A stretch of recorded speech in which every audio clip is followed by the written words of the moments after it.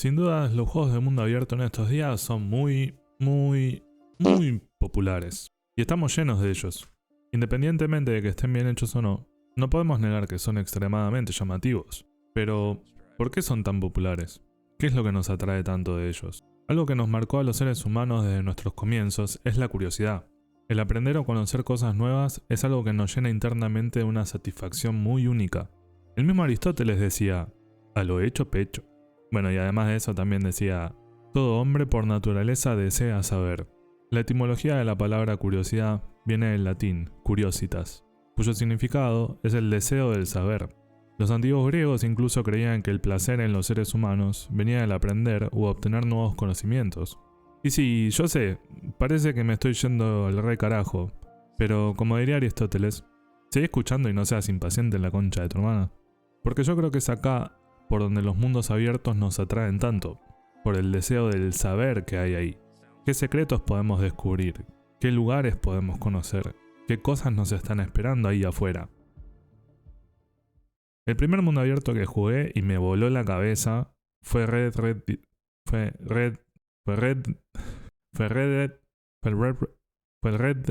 Dead Redemption 2. Fue el Red Dead Redemption 2. Ahí está. No lo puedo decir rápido. ¿Qué quieren que haga? El mundo que Rockstar creó acá es uno de los más detallados que hay en la historia de los videojuegos. Un mundo en el cual podés interactuar con casi todo lo que te rodea. Es un mundo tan rico en contenido y tan auténtico que literalmente apenas empieza el juego, lo primero que haces es irte al carajo de la historia principal. Ya que para poder ir de punto A a punto B, haces básicamente esto. Y esto pasa porque el juego te insiste que te distraigas con lo primero que aparece en la pantalla. ¿Cómo no distraerte si vas montando tu caballo y empezás a escuchar?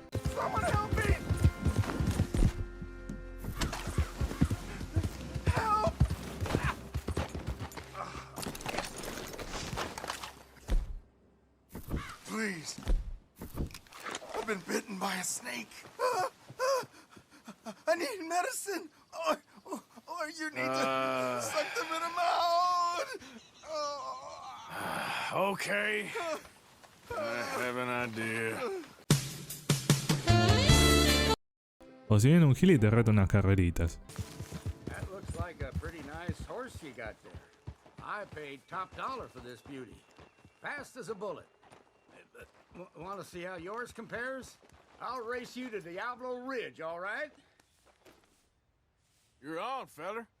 O si pinta joda en la taberna con los pibes. Yeah, shut your mouth, mister.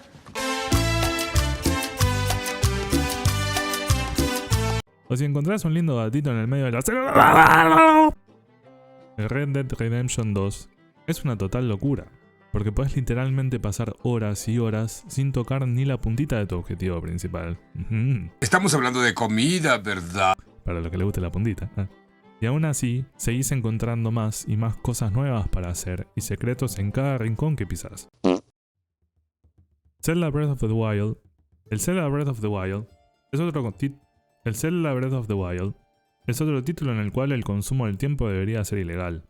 Al toque de empezar, cuando salimos de la cueva donde estábamos dormidos, podemos ver el reino de Hyrule, o de Hyrule para los chetos, desde lo alto. Y todo lo que se ve puede ser visitado, más todo lo que falta que no se llegue a ver. Sin dudas, la sensación del comienzo del juego es perfecta. No creo haber sentido tal sensación de libertad en ningún otro título antes. La libertad de poder empezar a explorar desde el momento cero. De tener que ir a ver por qué carajo Zelda nos despertó de nuestro bello sueño. Pero puta madre, nadie me deja dormir en estos juegos. Pero antes, vamos a cocinar unas manzanitas. Sí, está rica, manzanita, Me la relastro, sí. Bueno, ahora sí, con la pancita llena, podemos ir a ver qué quería hacer. Ay, momento, ese centalión tiene la cola peluda. Ay, ven aquí, cosita. Bueno, ahora sí, Link. Es hora de madurar. De entender que somos adultos y tenemos responsabilidades. De entender que un reino entero depende de nosotros. Y de ir por fin en búsqueda de nuestra princesa Zelda. ¡Ay, esa cueva tiene una forma graciosa! Por último, yo creo que un juego más que hay que mencionar sí o sí es Elden Ring, el cual para mí tiene la pronunciación más fácil de todos estos juegos, Y además, tiene muchas cosas en común con Breath of the Wild, pero sería más como la versión para adultos, si es que me entienden. Algo que se repite en este título es la cuestión de que todo lo que puedes ver a lo lejos es realmente accesible. ¿Ves ese castillo de allá? Podés llegar. ¿Ves esa montaña de allá? Podés llegar. Bueno, ustedes me entienden. Elden Ring juega muy estúpidamente bien con nuestra curiosidad, ya que los secretos, tesoros y misterios se huelen en el ambiente. Sí, ese secreto me parece que huele un poco a mierda. Literal, donde sea que mirás, todo parece sospechoso de esconder algo. Como esa montaña, seguro guarda un jefazo en su interior. O esa cascada, seguro tiene una cueva con un jefazo adentro. O ese castillo, que seguro le pertenece a un jefazo que guarda múltiples jefecitos adentro. O ese tipo random ahí parado, seguro es un jefazo... ¡Ah, la verga, sí que era! Algo que el juego utiliza muy bien también es el uso de las plataformas, haciendo que lugares que no se vean accesibles para nada, de hecho lo sean. Claro, siempre y cuando seas un fucking psycho capaz de hacer cosas como estas.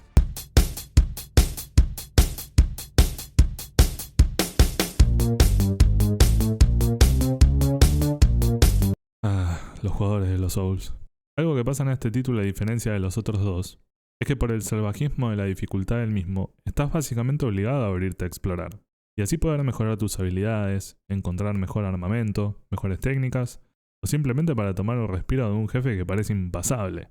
Estos tres títulos son extremadamente diferentes del uno del otro, pero lo que sí comparten entre sí es esa sensación de curiositas. Ah, me volví experto en griego antiguo, No cualquiera, Todo lo que estudié para este video. La sensación de perderte por horas y horas en hacer cosas secundarias desconectadas a la historia principal es lo que los hace tan especiales. Porque en estos juegos, la historia principal es lo secundario. Sobre todo en Elden Ring, que la verdad que no entendés una mierda de lo que pasa en la historia principal. Y lo principal es la curiosidad. Bueno, no, es la exploración. Pero el título del video es la curiosidad en los mundos abiertos, así que no me rompa las pelotas. Sin embargo, como dije antes, no es fácil crear mundos abiertos como estos. Tenemos miles y miles de ejemplos de juegos que simplemente son planos, sin vida, repetitivos, y que no generan esa necesidad de explorar. Porque en poquito tiempo nos agotan de hacer siempre lo mismo. Pero bueno, la verdad, me gustaría terminar este video con algo positivo. Así que acá les dejo unos protones. Que tengan un buen día. No, bueno, la verdad solo me gustaría decir que la curiosidad es lo que nos llevó a evolucionar durante todos estos años a los seres humanos. Lo que nos hizo posible conseguir todo lo que tenemos hoy en día. Y las cosas que aún tenemos por descubrir. Porque la curiosidad no tiene límites, ya que el conocimiento mismo no tiene fin. ¿Y a ustedes? ¿Qué es lo que les gusta de los juegos de mundos abiertos? ¿Qué juegos de este género fueron o son sus preferidos? Me encantaría leerlos en los comentarios. Y como ya saben, los invito a suscribirse, dejarse un like y compartirlo. Como siempre, muchísimas gracias por ver el video y les dejo un abrazo enorme. Los quiero mucho, que tengan un gran día.